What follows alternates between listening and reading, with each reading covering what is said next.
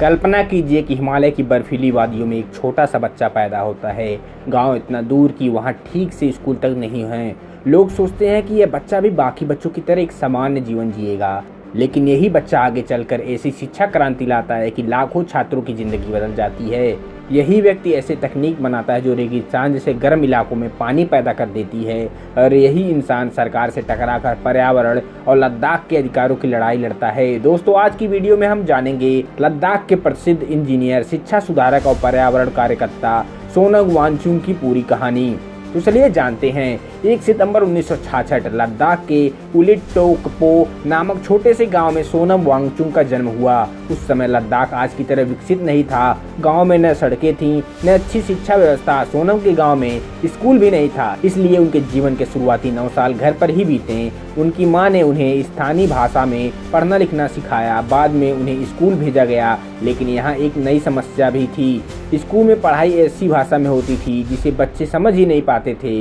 यही अनुभव बाद में उनके जीवन का सबसे बड़ा मिशन बन गया। स्कूल की पढ़ाई पूरी करने के बाद सोनम ने इंजीनियरिंग करने का फैसला किया। उन्होंने श्रीनगर के इंजीनियरिंग कॉलेज, आज का NIT श्रीनगर से मैकेनिकल इंजीनियरिंग की पढ़ाई की। कॉलेज के दौरान उन्होंने एक बात नोटिस की, लद्दाख के अधिकांश बच्चे बोर्ड परीक्षा में फेल हो जाते थे। क्योंकि शिक्षा प्रणाली उनकी ज़रूरतों के अनुसार नहीं थी। सोनम ने फैसला किया कि नौकरी करने की बजाय वे शिक्षा सुधार के लिए काम करेंगे। यहीं से शुरू हुई एक नई क्रांति। 1988 में सोनम वांगचुक और उनके साथियों ने students educational and cultural movement of Ladakh की स्थापना की। इसका उद्देश्य था शिक्षा को स्थानीय ज़रूरतों के अनुसार बनाया जाए। उस समय लद्दाख में 10वीं का पास प्रतिशत केवल 5% था। सोनम और उनकी टीम ने गांव-गांव जाकर काम शुरू किया। स्थानीय भाषा में किताबें तैयार की गई, शिक्षकों को प्रशिक्षित किया गया, समुदाय को स्कूलों से जोड़ा गया। धीरे धीरे परिणाम आने लगे। कुछ वर्षों में पास प्रतिशत कई गुना बढ़ गया। यह किसी चमत्कार से कम नहीं था। 1994 में सोनम वांगचुक ने ऑपरेशन न्यू होप शुरू किया। यह सरकार, गांव और सामाजिक संस्थानों के बीच साझेदारी का मॉडल था। इस कार्यक्रम ने लद्दाख की शिक्षा व्यवस्था को नई दिशा दी। यहाँ से सोनम सिर्फ एक शिक्षक नहीं रहे, वह एक शिक्षा सुधारक बन चुके थे। 2009 में आमिर खान की फिल्म 3 इडियट्स रिलीज हुई। फिल्म का किरदार फुंगसुक वांगडू काफ़ी हद तक सोनम वांगचुक के विचारों और जीवन से प्रेरित माना गया। फिल्म के बाद पूरा देश जानने लगा कि असली फुंगसुक वांगडू कौन है, लेकिन प्रसिद्धि मिलने के बाद भी सोनम अपने मिशन से नहीं हटे।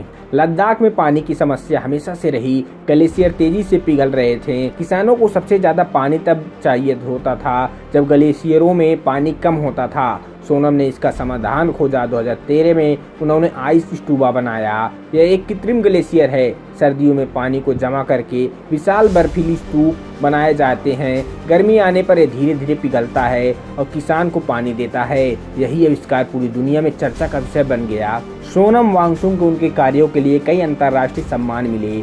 2018 में रेमन मैग्सेसे अवार्ड मिला। उन्होंने दुनिया के प्रमुख नवाचारकों और पर्यावरण संरक्षकों में गिना जाने लगा।